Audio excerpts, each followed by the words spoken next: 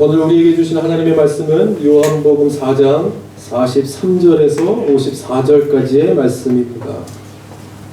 요한복음 4장 43절에서 54절까지의 말씀, 저와 같이 한 절씩 교독하시고 마지막 절을 같이 읽겠습니다. 이틀이 지남에 예수께서 거기를 떠나 갈릴리로 가시며 이 증언하시기를 선지자가 고향에서는 높임을 받지 못한다 하시고 갈릴리에 이르심에 갈릴리인들이 그를 영접하니 이는 자기들도 명절에 갔다가 예수께서 명절 중 예루살렘에서 하신 모든 일을 보았음이더라. 예수께서 다시 갈릴리 가나에 이르시니 전에 물로 포도주를 만드신 곳이라. 왕의 신하가 있어 그의 아들이 가버나움에서 병들었더니 그가 예수께서 유대로부터 갈릴리로 오셨다는 것을 듣고 가서 청하되 내려오셔서 내 아들의 병을 고쳐주소서 하니 그가 거의 죽게 되었음이라. 예수께서 이르시되 너희는 표적과 기사를 보지 못하면 도무지 믿지 아니하리라. 신하가 이르되 주여 내 아이가 죽기 전에 내려오소서. 예수께서 이르시되 가라 내 아들이 살아있다 하시니 그 사람이 예수께서 하신 말씀을 믿고 가더니 내려가는 길에서 그 종들이 오다가 만나서 아이가 살아있다 하거늘 그 낫기 시작한 때를 물은즉 어제 7시에 열기가 떨어졌나이다 하는지라. 그의 아버지가 예수께서 내 아들이 살아있다 말씀하신 그때인 줄 알고 자기와 그 온 집안이 다 믿으니라. 이것은 예수께서 유대에서 갈릴리로 오신 후에 행하신 두 번째 표적이니라. 아멘. 할렐루야. 오늘도 이 말씀, 주님 주신 이 말씀을 통해서 오늘도 우리를 향하신 하나님의 마음을, 또 하나님의 음성을 듣는 귀하고 복된 이 시간 다 되실 수 있기를 바랍니다. 우리 앞뒤 좌우에 계신 분들하고 한번 인사하십시다. 은혜 많이 받으시기 바랍니다. 은혜 많이 받으시기 바랍니다. 제가 1부를 드리고 2부에 서면 찬양을 안 하려고 합니다. 목이 너무 아파서. 근데 안 하면 안 할지 않을 수 없죠. 찬양을 이렇게 하는데 저희 여러분 보시면 알겠지만 저희가 이렇게 웅장하고 좋은 곳에서 모든 악기를 다 갖추어 놓고 좋은 연주를 하는 것도 쉬운 일은 아니지만 이 아주 이 협소한 곳에서 이렇게 거기에 이렇게 알맞게 이렇게 맞추어가면서 서로의 소리를 들으면서 화음을 맞추어내는 것은 제가 또 음악을 좀 했지 않습니까? 제가 크게 웃어요. 그러니까 쉬운 일은 아닙니다. 여러분 이렇게 또 좋은 연주와 함께 오늘도 찬양케 하시는, 그래서 기대감을 갖고 또 예수님 나심을 그 의미를 기억하면서 우리 성탄절을 잘 기다리는 저와 여러분 은혜 예배 시간 다 되실 수 있기를 간절히 바랍니다. 우리 찬양팀에게 우리 한번 격려의 박수 한번 힘차게 할까요? 얼마나 열심히 또 연습하는지 모릅니다. 오늘 본문은 예수님의 두 번째 표적입니다. 이 54절에서 우리가 같이 읽었던 것처럼 예수님의 두 번째 표적이라 그렇게 가르쳐 주죠.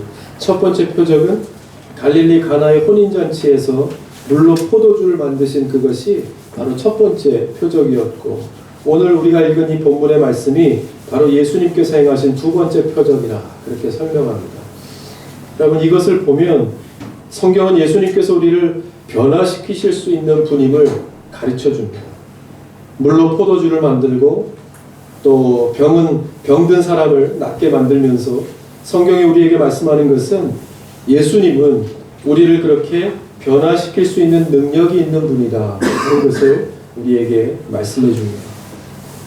우리를 변화시키실 뿐만 아니라 끊어졌던 우리의 기쁨을 다시 주실 수 있는, 우리가 나누었던 것처럼 이 땅에 잔치가 끊어지지만 그러나 어차피 그것은 계속되어져도 어차피 끝날 잔치이고 무엇이 중요한가? 예수님을 만나 구원받은 자녀로서의 영원한 잔치가 이어질 수 있도록 하시는 역할이 바로 예수님에게 있다 하는 것을 우리에게 가르쳐주고 있는 것이죠.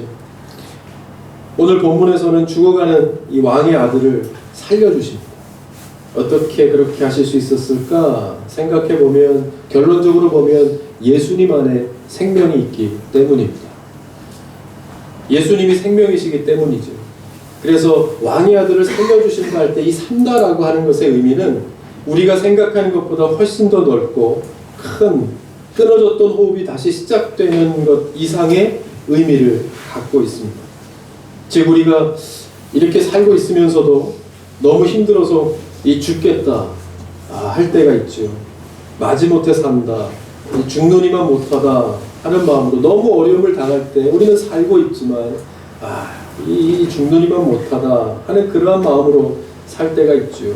우리는 이것을 살아도 사는 게 아니라 이렇게 말합니다. 우리가 살다 보면 그러한 일들을 흔치 않게 또 만나게 되죠. 요즘은 100세 시대라 이렇게 말합니다. 그러니까 어릴 때 제가 이렇게 세배를 하러 가면 할아버지 할머니께 세배를 드릴 때 기억하시겠지만 오래오래 사세요 이렇게 오래오래 사세요 하는 것이 덕담이었는데 근데 이제는 오래 산다고만 하는 것이 좋은 것만은 아닌 시대가 된 것 같습니다. 얼마 전 신문을 보니까 이제 국회의원들하고 각계각층의 전문가들이 모여서 이 100세 시대를 준비하자는 취지의 건강 100세 회의라는 이 준비 모임을 시작했다라는 기사가 났습니다. 각계각층의 전문가들이 모여서 어떻게 하면 건강한 100세 시대, 이제는 100세는 쉽게 산다고 하지 않습니까? 근데 어떻게 하면 건강한 100세를 살 수 있겠는가 하는 것이 이제 사회적인 문제가 되었다는 거죠. 결론적으로 보면 이 건강한 100세가 되기 위해서의 두 가지는 그겁니다. 뭐예요? 건강과 경제력입니다. 얼마큼 건강하게 또 다른 신세를 지지 않고 내 스스로의 힘으로 건강하게 100세까지 갈 수 있겠는가 하는 것이 관건이라는 거죠. 장수사회가 과연 재앙인가 축복인가 하는 이야기들이 많은데 정말 재앙이 되지 않고 축복이 되려면 이 두 가지 요건에 달려있다 하는 것입니다. 그러니까 한 세기가 반세기 전만 하더라도 장수는 무조건 오래 산다는 것은 무조건적인 축복이었습니다. 그래서 환갑이라는 것도 그렇죠. 무병장수하게 60까지 왔다 하는 것에 대해서 기쁨으로 70까지 80까지 그래서 잔치를 베푸는 거 아니겠습니까? 그런데 이제는요 인구 5명 중에 1명이 65세 이상을 산다고 65세 이상의 고령자가 차지하는 비율이라고 보면 이제는 고령화 사회가 아니라 초고령화 사회다 그런 말이 나오죠. 근데 이것은 우리나라 문제뿐만이 아니라 사실 세계적인 문제입니다. 그래서 기대 수명과 이 건강 수명이라는 말이 있습니다. 기대하는 수명과 건강 그 수명이 같아야 좋은 사회인데 이 차이가 점점 이 간극이 벌어질수록 문제가 있다고 하는 것이죠. 조사를 해봤더니 2016년도 기준으로 우리나라의 이 기대 수명과 건강 수명의 간극이 17.8년이라고 그래요. 무슨 말이냐면 65세 우리가 은퇴를 하면 그 이후에 17년, 18년은 이 병석에서 지내다가 82, 3세에 이렇게 생을 마감하게 된다 하는 것이죠. 그래서 병동장수사회라는 말이 생겨나게 되고 또 보면 우리 한국이 OECD 가입국가 중에서 노인빈곤율이 가장 높다고 합니다. 그러니까 경제적으로도 그렇게 풍요로움을 갖지 못하는 노후 생활이라 하는 것이겠죠. 그러니까 이대로 살다 보면 예전에 그런 영화 죽은 시인의 사회라는 그런 영화가 있었는데 가난하고 병든 노인의 사회가 될 것이라 전문가들은 그렇게 진단하고 있습니다. 물론 너무 비관적으로 보는 것은 문제가 있지만 중요한 것은 이것을 보면서 중요한 것은 준비하는 것이 중요한 것이다. 대비하자는 것이죠. 더 좋은 정말로 우리가 그렇게 되어지면 그 건강한 100세의 시대가 되어질 수 있도록 우리가 사회적으로 국가적으로 준비하고 대비하는 것은 나쁜 것이 아니다 하는 생각을 하게 되었습니다. 그렇게 보면서 저는 말씀드린 바 있지만 다음 세대들에게 관심이 많습니다. 여러분들보다 저 안에 있는 그리고 지금 이제 교회 학교 다 예배를 드리고 있지만 우리 구석구석에서 예배 드리고 있을 다음 세대들에게 관심이 있습니다. 저희는 사실 저번에도 말씀드렸지만 이만하면 됐습니다. 그죠? 이렇게 예수 믿게 되었고 예배드리는 삶을 살았으니까 이제 예수 이렇게 잘 믿다가 하늘나라 가면 되는데, 중요한 것은 이 다음 시대에 살아갈 우리의 다음 세대들이 어떠한 믿음의 환경 가운데서, 어떠한 교육적인, 사회적인, 정치적인 환경 가운데서 살아갈 것인가 하는 것이 중요한 것이겠죠. 근데 문제는 다음 세대입니다. 보면 학교도, 사회도, 정치도, 환경도 사실 제가 어릴 때보다야 너무 발전하고 잘 살게 된 것은 분명한 사실입니다. 그죠? 그런데 제 세대가 그랬던 것 같아요. 우리 나라가 이렇게 급격하게 발전한 것은 근 한 20년, 30년 되지 않습니다. 그러니까 제가 어렸을 때만 하더라도 학교 다닐 때, 제가 중학교 다닐 때라고 해봐야 한 10년 전이니까, 그 당시만 하더라도 이렇게 다니다 보면, 학교 이렇게 걸어가다 보면 판자촌이 있었어요. 그때는. 예. 그리고 제 어렸을 때 기억에는 제 동네에, 살던 동네에 개천이 있었고, 그게 이렇게 메워지면서 도로가 생기고, 또 판자촌이 어느 날 아침부터 막 이렇게 없어지게 되고, 그랬던 것이 제 어릴 때 기억에 아직도 있던 것을 기억합니다. 왜냐하면 제가 글로 등교하다가 그 일진들에게 돈 뺏겼던 기억이 아직도 있어요. 거짓말을 못 하잖아요. 일로 와. 돈 있어? 예. 가서 돕고 그랬던 기억이. 돕고 엄마한테 혼나고 또 가져가서 돕고 그랬던 기억이 있어서. 학교도, 사회도, 정치도, 환경도 정말 잘 살게 된 것은 축복이죠. 정말 좋은 것이지만, 여러분 우리가 기억해야 할 것은 잘 사는 세상이 되었다는 것이 곧 우리 아이들이 살기 좋은 세상이 되었다는 것과는 다르다는 것입니다. 다르다는 것. 모든 교회도 마찬가지죠. 우리가 초고령화 시대가 되었다는데, 사실 가장 문제는 교회입니다. 교회도 교회가 오히려 더 고령화 사회가 되고 있죠. 이것은 교회가 함께 고민하고 방안을 강구해야 되는 것임에 틀림이 없는데, 제가 지난 교회에서도 보면 놀랬던 것이, 가서 보니까 그 전에 교회에서도 제가 한 20년 전에 있었지 않았겠습니까? 같은 교회에 있었지만, 제가 얼마 전에 가서 보니까 15년 전, 20년 전에 식당에서 봉사하시던 권사님과 집사님들이 그대로 그 자리에 계시더라고요. 그러니까 그분들은 나이를 안 드시겠습니까? 그럼 15년, 20년이 지났으면 50이면 70이고 60이면 80인데 그분들이 그대로 그 자리에서 지키면서 봉사를 하시더라는 거예요. 그만큼 세대 교체가 안 되었다는 것이죠. 그러면 그것이 자연적으로 세대 교체가 되고, 우리가 주님이 내년에 오시고 내후년에 바로 오시는 거 아니니까, 주님 오실 날을 그래도 대비하면서 교회가 교회됨의 역할을 감당하려고 하면 그 다음을 대비해야 됩니다. 다음 세대를 준비해야 되는 것이 교회의 과제인 것을 알아야 하는 것이죠. 예배 드릴 때도 마찬가지입니다. 보면 연령대가요, 여기서 예배 드리면, 여기서 제가 이렇게 설교하고 예배 드리면서도 늘 앞에서 보면서 느꼈었던 것이, 준비해야 된다는 제 강박관념이 있었습니다. 이게 세대가 교체되어야 된다는 강박관념이 앞에 이렇게 서면 보였습니다. 하나님이 제게 막 말씀하시는 것 같았어요. 준비해야 된다. 바꿔야 된다. 10년만 지나면 여기 계시는 분들이 이제는 교체되어야 되는 시기가 되어지는 것이 눈앞에 보이는데, 그냥 지금이 좋다고 가만히 이것이 좋사오니 하고 가만히 있을 수만은 없는 상태였습니다. 그래서 제가 가자마자 교회에서 제안했던 것이, 젊은 사람들을 위해서 카페를 만들자는 거였습니다. 일주일에 한 번 쓰는 공간 비워서 많은 사람들이 주중에도 찾고 많은 사람들이 발을 디딜 수 있는 카페를 만들어서 그곳에서 좋은 이야기들이 나올 수 있도록 하자. 그리고 어린이 부서를 위해서, 그럼 어른들이 장소를 내줘서 거기에 밖에다가 주차장 한 켠을 막 이렇게 비워서 놀이터를 만들자. 거기도 안 되는. 주차 공간이 모자른. 그러면 공간 안에다가 비 오고 눈 오면 안 되니까, 추우면 안 되니까 어른들이 좀 나와서 식당에서 있으면 되고, 그 공간을 비워서 아이들 놀이터를 만들어주죠. 그리고 잠옷을 보니까, 잠옷이 엘리베이터는 건강한 사람들이 타고 올라갈 수 있는 곳까지는 엘리베이터가 있는데, 정작 어린 아이들을 데리고 올라갈 수 있는 데까지는 엘리베이터가 없어요. 무슨 말상에서 그렇게 했는지 저는 이해가 안 가요. 그러면 엘리베이터를 1층을 더 올리자. 그래서 잠옷실까지 아이들을 데리고 올라갈 수 있는 데까지, 다른 사람들은 걸어 올라가더라도 4층까지 연장해서 편의를 돕자. 그리고 무엇보다 중요한 것은 세대를 교체하자 하는 것이었습니다. 그렇게 이 연사 외치다가 이렇게 되지 않았겠습니까? 아무도 듣지 않고. 여러분 준비하는 이렇게 웃으면서 이야기할 수 있는 것도 참 하나님의 은혜입니다. 할렐루야. 준비하지 않는 개인도, 준비하지 않는 어떤 공동체도, 이건 뭐 교회뿐만이 아니라 마찬가지, 어디든지 그렇고 기업도 그룹도 다 마찬가지일 겁니다. 준비하지 않는 개인, 준비하지 않는 공동체는 미래가 없죠. 아까도 말씀드렸지만 이것은 우리나라만의 문제는 아닙니다. 세계적인 추세라고 말씀드렸죠. 이 부분에 있어서 미국 같은 경우에는 더 솔직하게 이것을 막 드러내놓고 그렇게 접근합니다.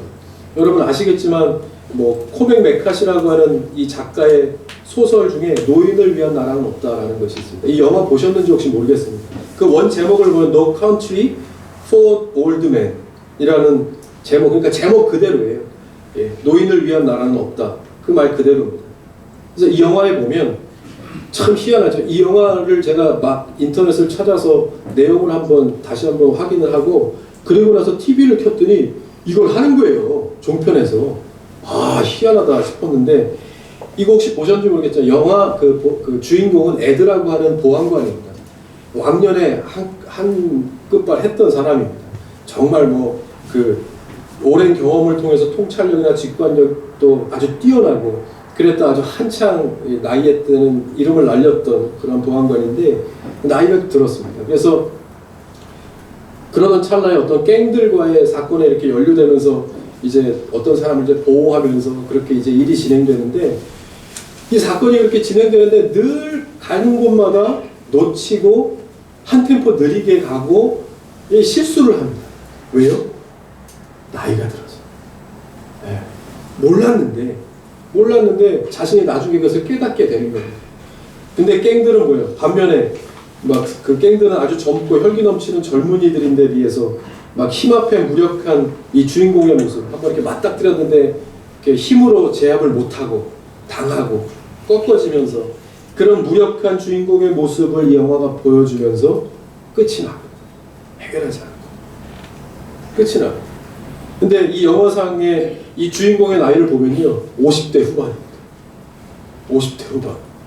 그러니까 이 미국적인 기준에서 이 생물학적인 기준이 아닌 사회적인 기준에서 이제 새롭게 등장하는 사회적인 이 노령화되어 가는 이 문제를 국가가 심각하게 고려하고 대비해야 한다라고 하는 어떤 사회적인 외침을 이 영화를 통해서 주고 있는 것을 볼 수 있습니다. 아무튼 그렇게 하면서 이제 이 사람은 많은 것을 느꼈겠죠. 아, 마음은 원이로되 육신은 약하다 하는 어떤 그런 은혜를 깨달았는지 모르겠지만 나름대로 많은 그런 이 깨달음을 갖고 또 생각하게 하는 그런 영화였습니다. 정말 사는 게 아니다 하는 느낌을 가졌겠죠. 아무튼 이 영화는 산다는 것의 진정한 의미가 무엇인지 다시 한번 생각하게 하는 결론이었습니다. 그럼 오늘 이 본문에 등장하는 왕의 신하는 이 갈릴리 분봉왕이었던 헤롯 안티파스의 고위 관료였습니다. 그러니까 아주 높은 위치와 신분의 사람이었죠. 이때 이 당시에 이 정도의 신분이라면 뭐 남 부럽거나 무서운 것이 뭐가 있었겠습니까? 그죠? 그때 뭐 날아다니는 새도 말만 하면 떨어뜨린다고 하는 그러한 시대였는데, 그러한 사람이 신임을 갖고 있는 왕의 신하였으니까 얼마나 이 많은 권력을 갖고 있는 사람이었겠습니까? 그런데 그런 사람이 오늘 예수님을 찾아옵니다. 그러니까 무언가 굉장히 어려운 일이 그에게 있었다 하는 것을 알 수 있죠. 많은 권력을 가지고 인맥을 가지고 다른 많은 방법을 동원해서 할 수 있는 일 그 외에 자신이 갖고 있는 것으로서는 도저히 해결할 수 없는 무언가의 문제를 만났기 때문에 오늘 예수님을 찾아오게 되었다 하는 것을 알 수 있습니다. 여러분, 예수님을 만난 사람들의 이야기를 들어보면 주로 어려운 일을 통해서 만난 사람들이 대부분입니다. 여러분들은 어떻습니까? 그렇죠? 이 기쁜 일, 즐거운 일보다는 어렵고 힘든 고난의 일들을 통해서 예수님을 만나게 되는 경우가 많습니다. 그래서 믿음의 눈으로 보면 우리가 어려움 가운데 있다고 해서 꼭 낙심하거나 절망하지 말 것은 그때가 가장 큰 은혜를 경험할 수 있는 기회가 될 수 있다는 것을 우리는 잊지 말아야 합니다.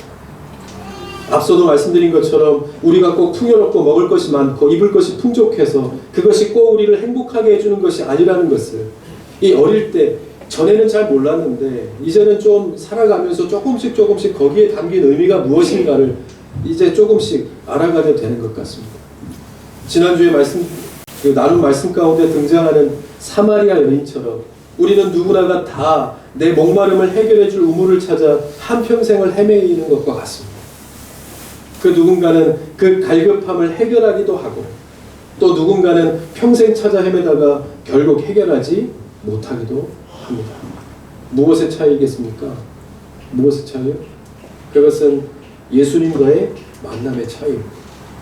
그래서 성경에서의 말하는 행복은 어떠한 이를 만났는가 하는 것으로 행복한가 불행한가를 이야기하지 않습니다. 뭘로요? 누구를 만났는가 하는 것을 통해서 행복에 대해서 이야기합니다. 그게 누구입니까?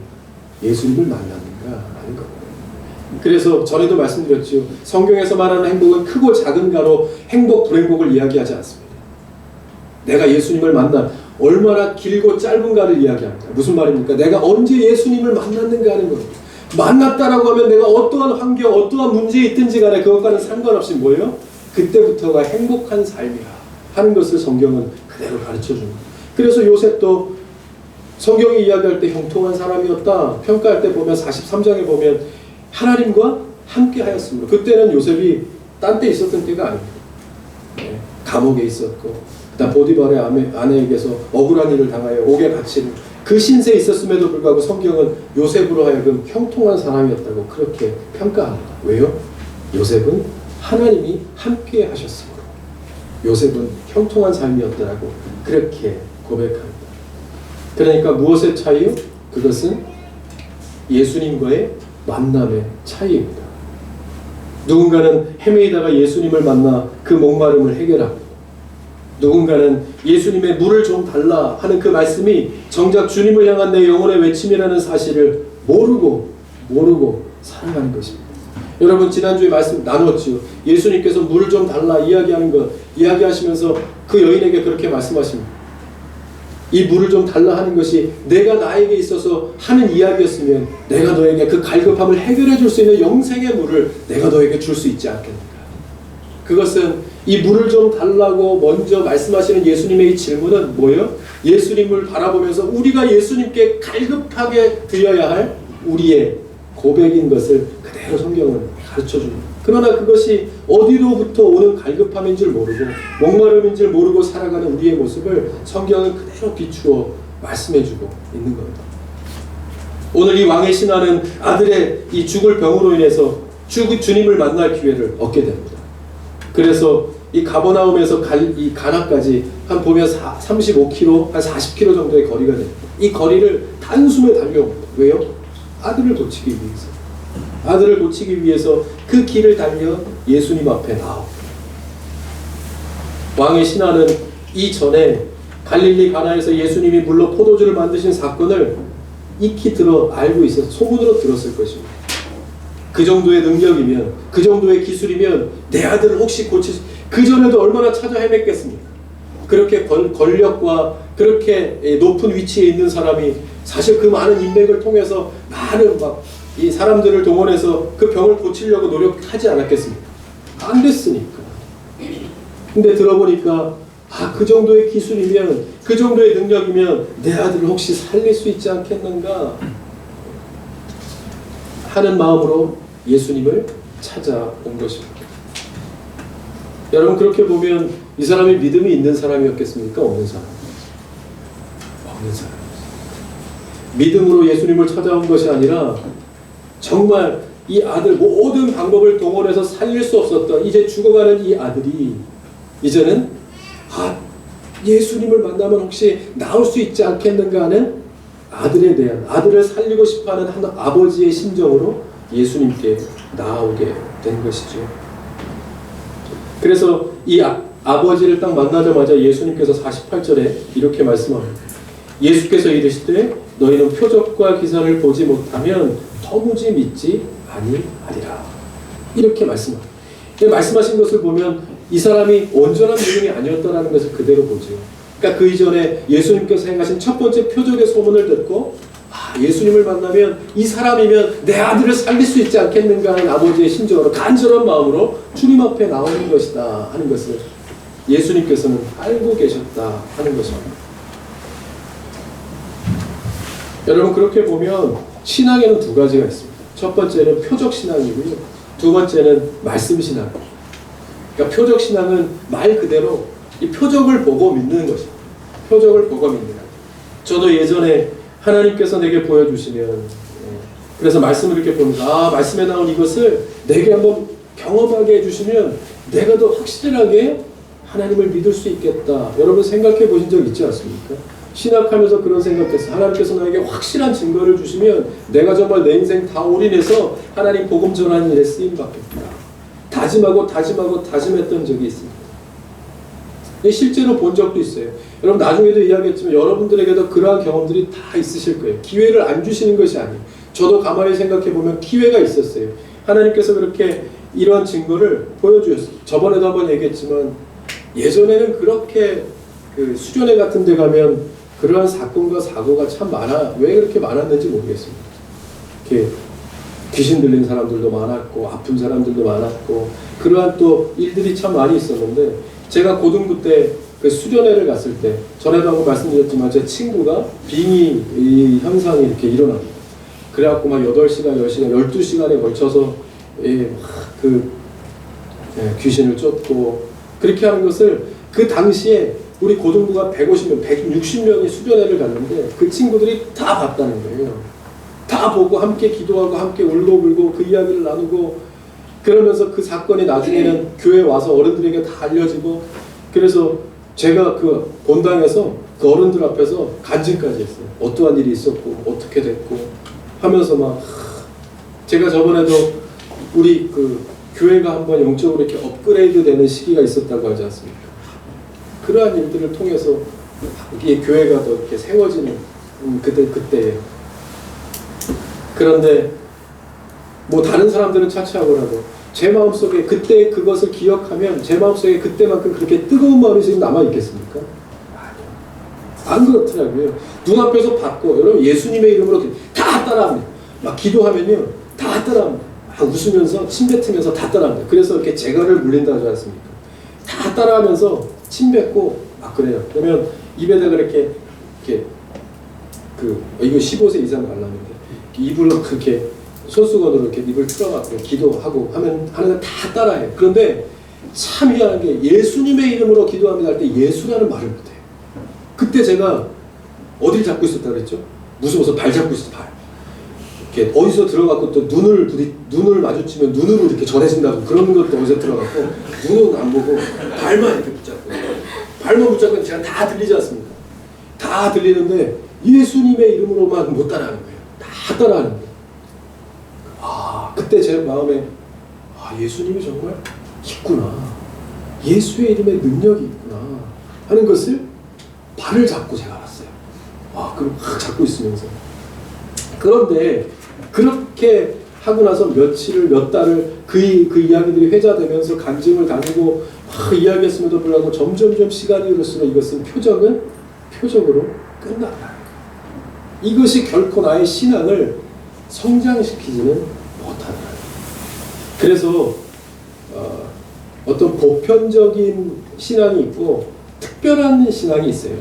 그러니까 이렇게 주어지는 신앙이 있는데, 또 우리가 뭐 수련회 같을 때 특별히 가서 우리의 모든 삶의 시간들을 좀 이렇게 탁 멈춰놓고 하나님 앞에 이렇게 드리면서 특별하게 받는 은혜가 또 우리가 필요하죠. 하지만 또 반대로 생각하면 이렇게 매주 나와서 보편적으로 하나님 앞에 늘 일상적으로 받는 은혜가 얼마나 귀하다는 것을 우리는 또 반대로 경험하게 되는 것입니다. 이것은 우리 이야기뿐만 아니라 성경에서도 그대로 나옵니다. 이스라엘 백성들도 마찬가지죠. 가는 곳마다 하나님께서는 기적을 베푸십니다. 출애굽을 시키신 것만도 기적인데 만나와 메추라기와 이 바위에서 물이 솟고 홍해가 갈라집니다. 그러나 백성들은 어제의 일을 기억하지 못합니다. 오늘 만나는 어려움으로 인해서 어제 하나님께서 기적과 같이 베푸신 일들을 전혀 기억하지 못하고 하나님 앞에 불평하고 불만하는 것. 여러분, 이것이 바로 오늘을 살아가는 우리의 연약한 믿음인 것을 성경은 그대로 보여주고 있는 겁니다. 그러므로 표적은 우리의 믿음을 자라게 하지 못하는 것이죠. 반면에 말씀신앙은 뭐예요? 말씀을 듣고 믿는 것입니다. 말씀을 통해서 예수님을 만나는 겁니다. 대표적인 사람이 마리아 여인이었죠. 이 사람은 어떠한 소문도 듣지 못했고 기사와 이적을 본 적도 없습니다. 예수님을 만났을 때 이 사람이 예수님인가 알지 못했다는 거예요. 그런데 예수님과 대화하면서 예수님이 차근차근히 말씀하시는 그 예수님의 말씀을 듣고 어떻게 해요? 자신의 물동이를 던져두고 마을로 뛰어가 예수님을 만났다고 와서 보라고 그렇게 외치는 사람, 그렇게 됩니다. 그러니까 이 예수님을 정말 만난 사람의 말은요, 힘이 있죠. 그렇게 가서 와서 보라고 내가 예수님을 만났다고 이야기하는 이 여인의 말을 듣고 아무도 나오지 않는 그 떼양볕에 우물가에 사람들이 모여들기 시작합니다. 예수님을 보기 위해서. 그래서 예수님을 만나죠. 대화를 통해서 예수님을 영접합니다. 그리고 나서 이 사람들이 요한복음 4장 42절 이렇게 고백합니다. 이제 우리가 믿는 것은 내 말로 인함이 아니니 이는 우리가 친히 듣고 그가 참으로 세상의 구주신 줄 알미라. 아멘. 내가 예수님을 만났다 하는, 예수님을 만났다. 이들은 모두가 다 예수님의 말씀을 듣고 예수님을 영접한 사람들입니다. 저도 신학을 하면서 여러 형태의 예수님을 만났다 하는 사람들을 만나보았습니다. 뭐 어떤 사람은 이렇게 만났다, 이렇게 저렇게 만났다, 나는 뭐 호랑이상을 이렇게 보면서 뭐 호랑이가 나타나더니 곰이 나타나고 여러 가지 형태의 예수님을 만났다는 스토리를 들어보았지만 다들 가장 중요한 것은 예수님은 인격적으로 우리를 찾아오시는 분이십니다. 인격적으로. 그렇기 때문에 예수님께서는 어떤 이렇게 우리의 그 정상적인 방법을 뛰어넘지 않은 정상적인 방법과 절차를 통해서 우리를 인격적으로 찾아오시는 분이심을 성경은 우리에게 가르쳐주고 있습니다. 여러분 한번 생각해 보십시오. 아까도 이야기했지만 저와 여러분들 가만히 생각해 보면 다 여러 번의 기회를 주셨습니다. 분명히 몇 번의 기회를 주셨을 것입니다. 그런데 그때는 어떠한 이유에서든지 내게 주신 하나님의 사인 줄 내가 몰랐기 때문이고 여기 우리가 와서 앉아있지만 모두가 다 오게 된 사연은 다 틀립니다. 그죠? 교회가 있고 우리는 세상에서 살아가지만 똑같은 루트를 통해서 저 문을 통해서 다 한 모양으로 이렇게 들어왔지만 사실은 여기 오게 된 사연들은 다 틀립니다. 여러분 생각해보면 어떤 사람은 뭐 사람을 통해서 또 누구는 사건을 통해서 우리가 볼 때는 우연한 기회인 것 같지만 신기하게도 어떤 계기를 통해서 우리로 하여금 이 자리에 와서 앉게 하신 모든 것들을 생각해보면 그 세밀하게 간섭하시고 개입하신 하나님의 손길이 있다는 것을 우리는 부정할 수 없습니다. 사실 이것보다 더 신기하고 놀라운 일이 어디 있겠습니까? 나라는 사람, 그 어떤 사람으로서도 설득당하지 않는 이 사람이 무엇을 통해 나를 찾아와 나를 설득시키신 그 무언가로 인해서 내가 이 자리에서 하나님의 은혜를 나누는 자리에 내가 와 있다. 이것만큼 신기하고 놀라운 일이 또 무엇이 있겠습니까? 이보다 하나님께서 나를 사랑하신다는 증거가 또 무엇이 있겠는가 하는 겁니다. 여러분, 저는 하나님께서 기뻐하시는 교회는 하나님께서 스스로 그 교회를 통해 일하신다고 믿습니다. 또한 하나님께서 기뻐하시는 교회의 은혜는 결코 거기에 머물러 있지 않습니다. 하나님께서 주신 은혜가 분명히 이 안에 채워지면 그것은 여기에 머무르는 것이 아니라 반드시 그 섬기는 가정과 또 섬기는 사람들에게 그대로 흘러가게 되어 있습니다. 유기적으로, 영적으로 다 연결되어지고 한 몸인 하나님의 교회이기 때문입니다.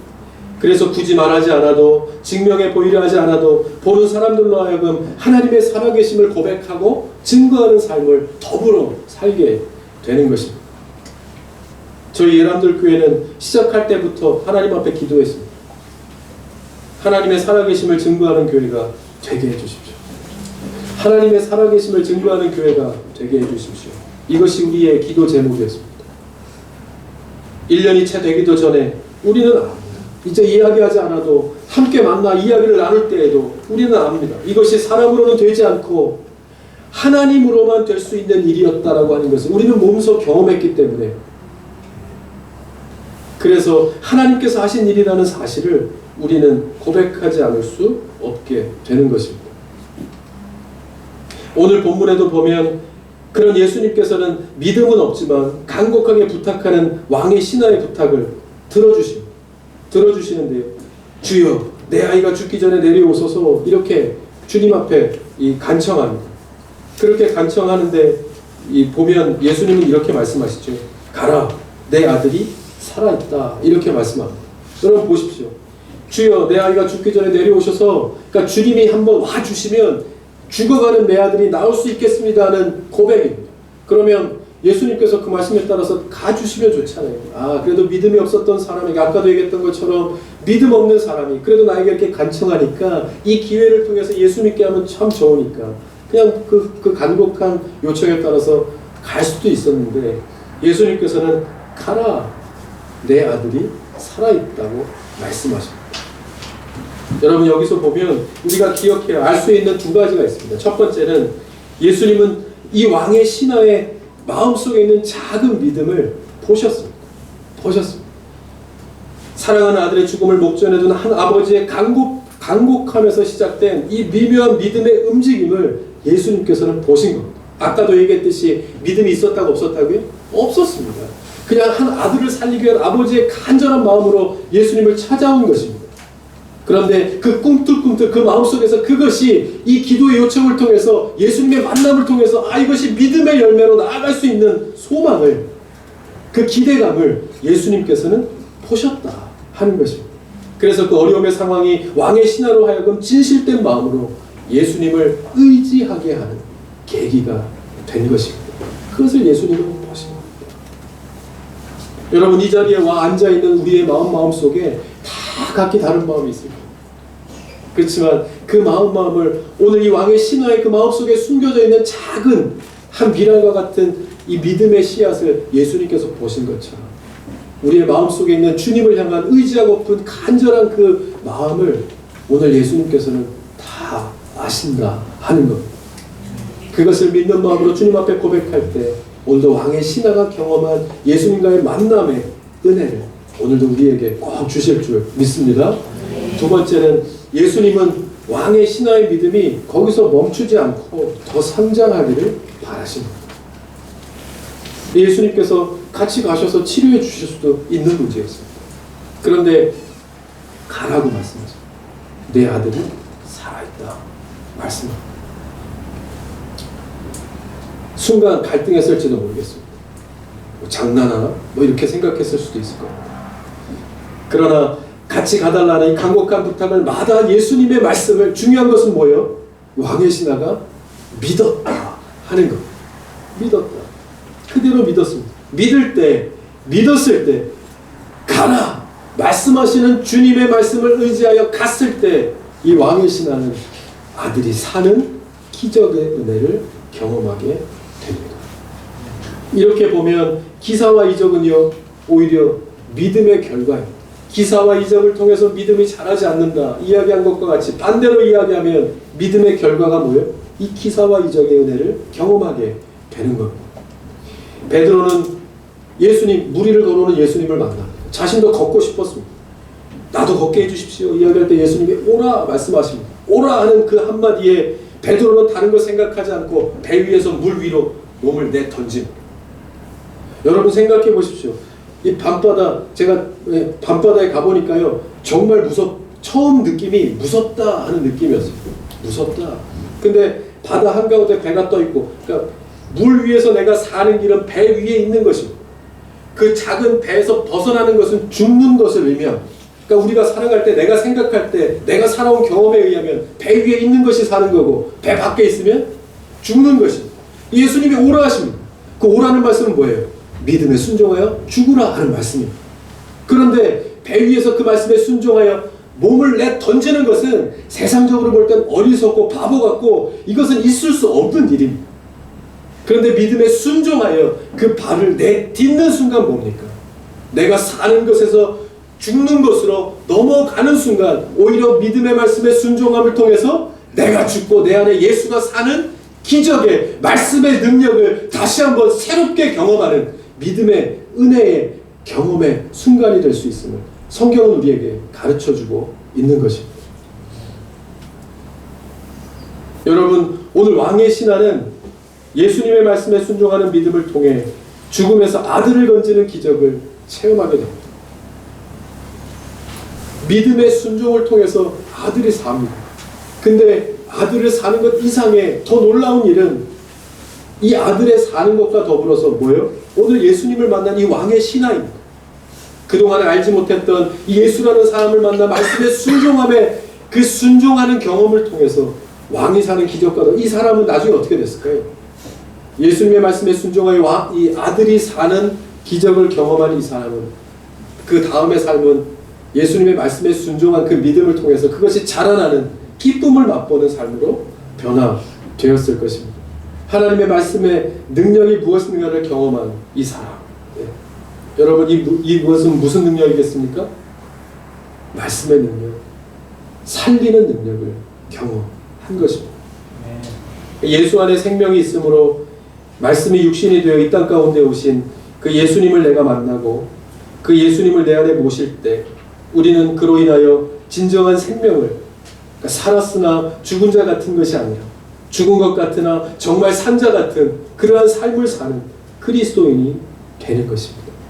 이 능력이 하나님의 말씀 가운데 있다는 것을 오늘 왕의 신하, 이 신하가 주님 앞에 간절한 마음으로, 처음에는 아들을 살리고자 하는 간절한 마음으로 나와왔으나 믿음의 순종을 통해서 그 말씀 가운데 능력을 경험하는 삶으로 변화되었다.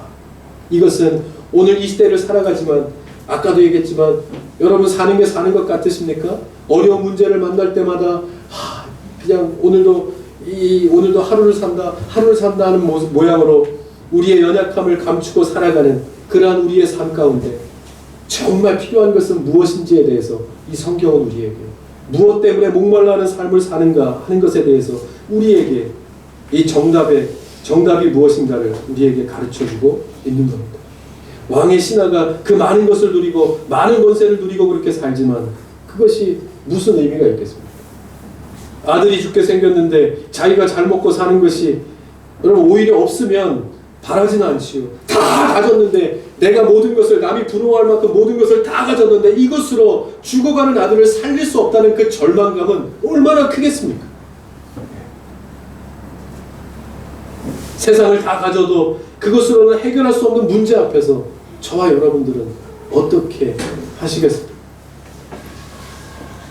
그런 면에서 보면 오늘 왕의 신하는 그런 우리에게 참된 삶의 해결책을 우리에게 말해줍니다. 비록 믿음은 없지만 작지만 이 왕의 신하는 그 문제를 가지고 주님 앞에 찾아와 주 앞에 나와서 그 문제를 주님 앞에 낱낱이 아뢰고 그의 도우심을 구합니다. 그런 자를 어떻게 해요? 이 역대하 32장 8절에 보면 이렇게 말씀합니다. 그와 함께하는 자는 육신의 팔이요 우리와 함께하는 이는 우리의 하나님 여호와시라. 반드시 우리를 도우시고 우리를 대신하여 싸우시리라 하매 백성이 유다 왕 히스기야의 말로 말미암아 안심하니라. 아멘. 이거는 백성들이 어려움이 부딪힐 때마다 이것은 우리의 힘으로서는 할 수 없다라는 겁니다. 우리의 힘으로서는 할 수 없는 일을 만날 때 히스기야가 고백합니다. 저들이 의지하는 것은 육신의 팔이고 오직 우리가 의지하는 것은 하나님 여호와이십니다. 주님께서 우리를 받드시는 능력의 팔이 있을진데 우리의 길을 주님께서 도우시고 이끌어 가실 것이라 하는 히스기야의 믿음의 고백입니다. 이 고백을 통해서 어떻게 해요? 이 백성들의 마음속에 하나님 주시는 평강이 넘쳐 흘렀다 하는 것입니다. 여러분, 그럼에도 많은 사람들은 주님 앞에 나오지 않습니다. 주님 앞에 나오지 않습니다. 마치 아무 문제도 없는 것처럼 나에게는 도저히 그것을 해결할 수 있는 능력이 없다는 것을 알면서도 우리는 그대로 안고 살아갑니다. 이 모든 것을 다 주님께 맡겨야 합니다. 맡겨야 합니다. 포도주가 떨어진 것이 죽어가는 아들이 왜 예수님 앞에 가져가야 할 문제였겠습니까? 여러분, 포도주가 떨어졌으면 주인에게 이야기하든지, 아니면 죽어가는 아들이 있으면 용하다는 의원을 찾아서 다 헤매어 약초를 캐서 그 아이에게 먹여보면서 그렇게 살려가는 방법을 택하는 것이 맞는 것일 겁니다. 근데 왜 이 문제가 예수님 앞에 가져가야 할 문제이겠습니까? 그것은 이 현상적인 문제 이면에 담겨있는 예수님께서 이 문제를 통해서 왕의 신하를 부르시는 하나님의 음성이 물을 좀 달라는 것이 내가 너에게 해줄 말이 아니라 이 세상을 사는 것 같지만 죽은 것과 같이 사는 사람들에게 정말로 영원히 하나님을 향하여 내뱉어야 고백해야 될 영혼이 물을 좀 주십시오 하는 그 고백이 우리의 고백이라는 사실을 깨닫기 원하시는 하나님의 마음이다 하는 것이 오늘 이 말씀에 담겨 있는 것입니다. 우리의 문제는 현상적인 문제가 아니라 영적인 갈급함에서 오는 문제인 것을 다시 한번 우리에게 말씀해주고 있는 것입니다. 여러분, 바울은 매맞음과 갇힘과 난동과, 그러니까 성경에 보면 자신의 상황을 이렇게 고백합니다. 나는 매맞음과 지금 상황이 갇힘과 난동과 수고로움과 자지 못함과 먹지 못함 가운데 있다. 내 상황이 그렇다는 것. 내가 그런 가운데 있지만 고린도후서 6장에서 이어서 이렇게 고백합니다. 우리는 속이는 자 같으나 참되고 무명한 자 같으나 유명한 자요 죽은 자 같으나 보라 우리가 살아있고 징계를 받는 자 같으나 죽임을 당하지 아니하고 근심하는 자 같으나 항상 기뻐하고 가난한 자 같으나 많은 사람을 부요하게 하고 아무것도 없는 자 같으나 모든 것을 가진 자로다. 아멘. 이렇게 고백할 수 있는 이유에 대해서 바울은 고린도후서 6장 6절에 이어서 이렇게 이야기합니다. 무엇으로 인하여? 진리의 말씀과 하나님의 능력으로 인하여 내가 이렇게 고백할 수 있다고 바울은 이야기하고 있는 겁니다. 여러분, 우리에게 필요한 것은, 지금 우리에게 필요한 것은 바로 하나님의 말씀과 그 안에 주시는 능력이지 않겠습니까? 혹시 우리의 삶에 지금 내가 주님을 바라보며 드릴 고백이 있다고 하면 바로 오늘 이 시간 기도하면서 하나님, 내게 이 진리의 말씀과 하나님의 능력을 경험할 수 있는 삶이 되게 하여 주옵소서. 그렇게 고백하면서 오늘도 주님 앞에 기도하고 또 그 기도를 통해서 우리를 만나고 말씀을 통해서 주시는 하나님의 평강이 우리의 삶 가운데 충만히 채워지는 역사가 있는 그러한 삶 사는 저와 여러분 다 되실 수 있기를 바랍니다. 우리 같이 한번 찬양하겠습니다. 주신 말씀 한번 기억하면서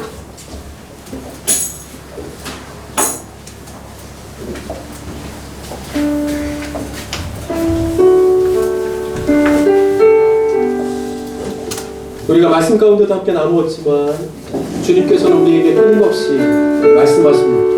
또 기회를 주시고 말씀하시지만 여전히 내 안에 내가 너무도 많아서 듣지 못하고 있다고 하면 오늘 이 시간에 그 마음을 좀 내려놓고 우리 좀 기도하십시다. 우리의 귀를 열게 하시고 우리의 눈이 띄어지게 하셔서 오늘도 내게 주시는 주님의 말씀을 듣고 순종하며 나아가서 내게 불가능한 일을 통해서 하나님의 살아계심을 말씀하셨던 것처럼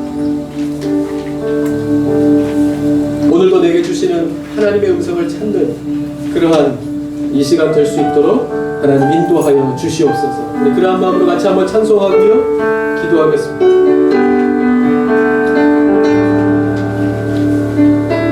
주님 말씀하시면 내가 나가리라.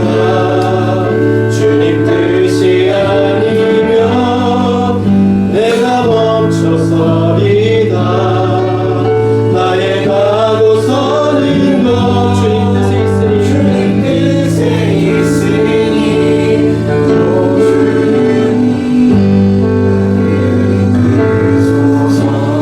주님 말씀하시면 주님 말씀하시면 내가 나가리다.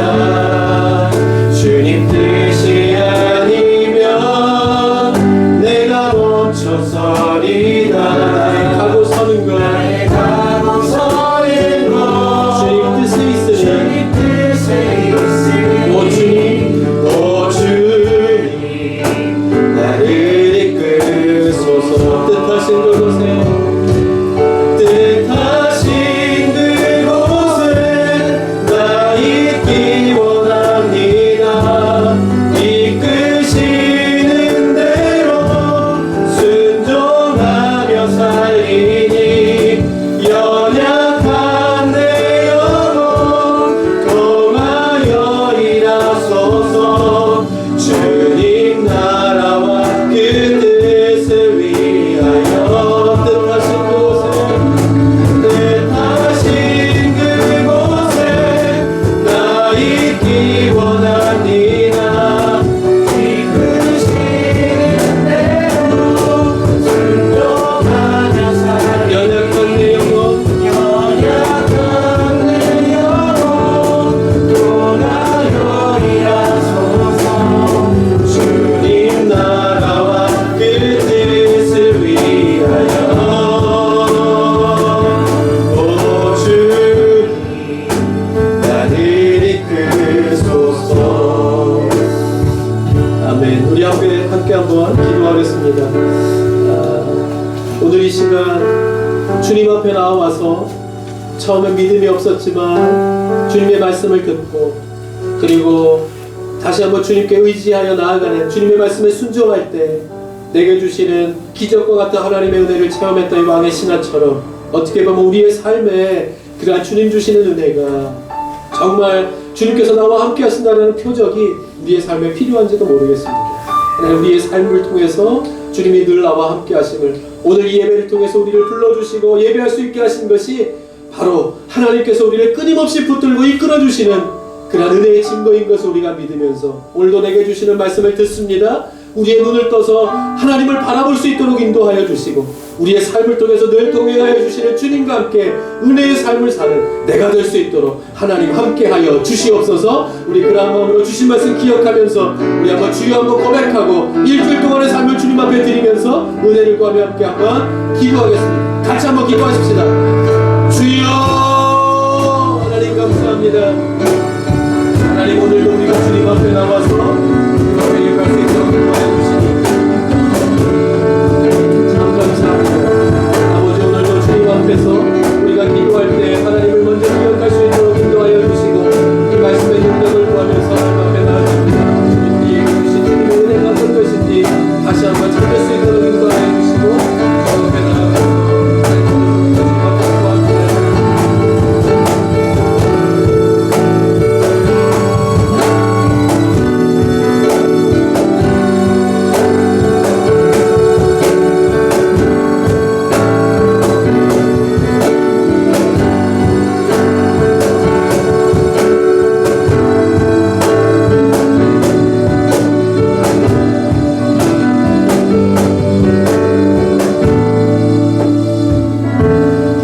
다시 한번 기도할 때에 우리가 오늘도 하나님을 예배하고 우리의 삶으로 나아갑니다. 일주일 동안도 하나님 계획하신 일들을 위해서 살아갈 수 있도록 우리의 눈을 믿음의 눈을 뜨게 하여 주셔서 먼저 앞장서 가시면서 우리를 인도하시는 주님의 그 손길 따라서 은혜의 걸음 걷는 우리의 가정, 우리의 삶이, 우리의 자녀들이 다 될 수 있도록 하나님 인도하여 주시옵소서. 어디로 가야 할지 또 어떻게 결단해야 될지 모르는 그 순간들 가운데서도 하나님께서 우리의 지혜가 되어주시고 명철이 되어주셔서 오늘도 하나님을 경외합니다. 하나님 우리의 삶 가운데 늘 함께하여 주시사 그렇게 믿음의 걸음 걷는 우리의 삶이 될 수 있도록 주님께서 지켜 주시옵소서. 우리 같이 한번 우리의 삶의 주인 되신 주님 앞에 은혜를 구하면서 다시 한번 기도하고 나아가십시다. 같이 기도합니다. 하나님 오늘도 우리가 주님의 말씀을 듣고 그 말씀에 순종하여 나아가는 사람이 되기를 위하여 기도합니다. 아버지 우리 한 사람 한 사람 주께서 기억하여 주시고 그 신령 가운데 함께해 주셔서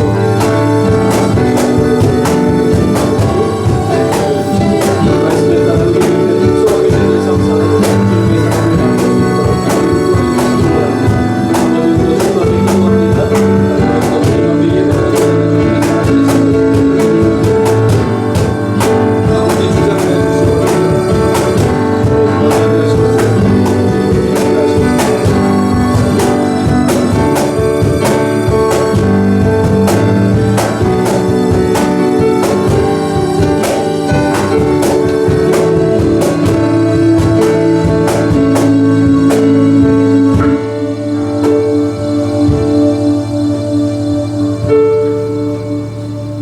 하나님 감사합니다.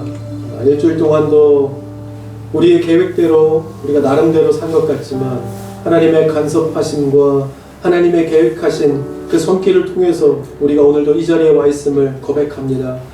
하나님, 우리의 삶의 주인이 하나님이심을 고백하고 우리가 주님을 의지하기 시작할 때 그것이 바로 말씀 순종의 시작인 것을 우리가 기억하면서 오늘 우리에게 필요한 것이 바로 이 왕의 신하를 만나서 그 말씀의 순종을 통해서 경험한 하나님 그러한 기적과 이적과 변화가 우리에게 필요한 것이 아닌지요. 하나님, 그렇다면 오늘 이 시간 주님 앞에 우리의 마음을 열고 우리의 걱정과 근심과 기도의 제목, 우리의 삶의 모양을 그대로 주님 앞에 내려놓습니다. 하나님 말씀으로 만져주시고 은혜로 덮어주셔서 오늘도 이 시간 우리의 마음속에 주신 하나님의 평강을 얻고 우리의 삶으로 나아갑니다.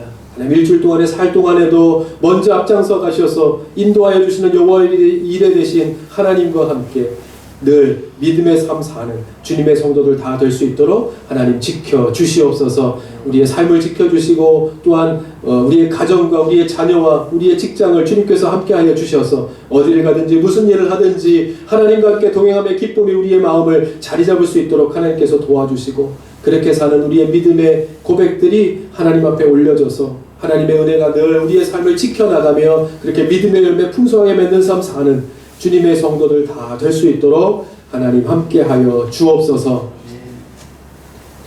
이제는 우리 주 예수 그리스도의 은혜와 아버지 하나님의 극진하신 사랑하심과 성령님의 감화 감동 역사 충만하심이 오늘도 하나님을 예배합니다. 하나님, 이 자리가 우리의 삶의 가장 귀한 시간임을 고백하며 우리의 심령을 모아 신령과 진정으로 주님 앞에 예배합니다. 최고의 예배가 되게 하시고 크신 하나님의 은혜가 우리의 삶에 채워지게 하셔서 우리의 삶 가운데 주님 인도하신 바대로 은혜의 열매 풍성하게 맺는 삶 사는 주님의 백성들 다 될 수 있도록 하나님의 가정과 자녀와 일터를 주님의 말씀의 능력으로 늘 지켜주시고 함께하여 주옵소서. 소원하고 돌아가는 주의 성도들 위해 이제로부터 영원까지 함께 하시옵기를 간절히 축원하옵나이다. 아멘.